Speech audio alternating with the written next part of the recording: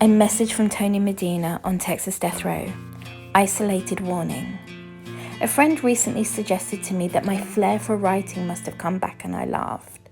Something that I do not do a lot of. Writing it has become a chore for me. Writing for me now is like taking the garbage out as a kid. I know it needs to be done, but I'll still lay covered up until my dad comes along and gives me a kick in the ass to get moving. Dads were good at that in the old days of the 80s.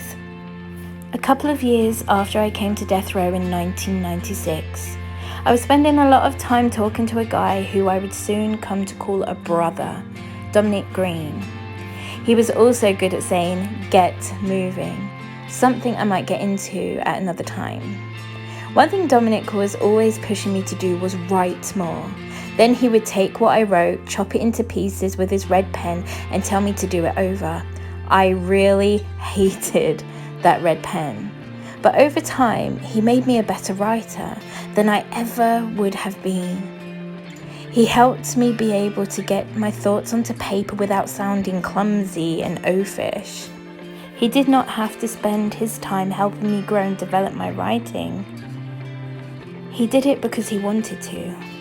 Despite the victim's wife and son begging the state and governor not to take his life, Dominic Green was murdered by the state of Texas on October the 26th, 2004. He was 30 years old. Why am I sitting here rambling to you? Yesterday, I had the dubious honor of celebrating my 25th anniversary of coming to death row. I came to death row on Friday the 13th of September 1996. I recall it with perfect clarity, every sight, every sound, and feeling that I experienced as I was stepping off the van, even after a quarter century passed. I'll never forget that was also the day that Tupac Shakur died from gunshot wounds that he had suffered several days earlier. My brother Dominic helped me learn to express myself to people through my words, and it got to where I felt like I was okay at it. That was then.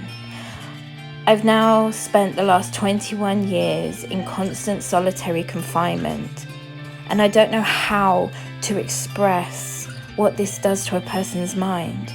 Where I once come to almost enjoy writing, I now dread it. I would even say it has become more of a chore than it once was. It has become the thing that I least want to do. I struggle to get even the simplest thoughts of my head onto paper in a way that people can understand them, which is why I wasn't sure how much writing I would actually do when I was given the chance to share what was in my head with all of you. But I came across an advertisement in a magazine recently, something that the group Meals on Wheels put out to get people's attention, and I had to say a little something. So think about what they wrote. Social isolation is as deadly as smoking up to 15 cigarettes a day. What do you imagine being isolated socially in solitary confinement for more than 2 decades would do to a person's physical and mental health? Toss in the stress of being on death row, because despite what the doctors here like to say, being on death row does cause stress. I know. Of never knowing what is happening with your case, family, friends, and watching hundreds of men around you get carried off to be killed.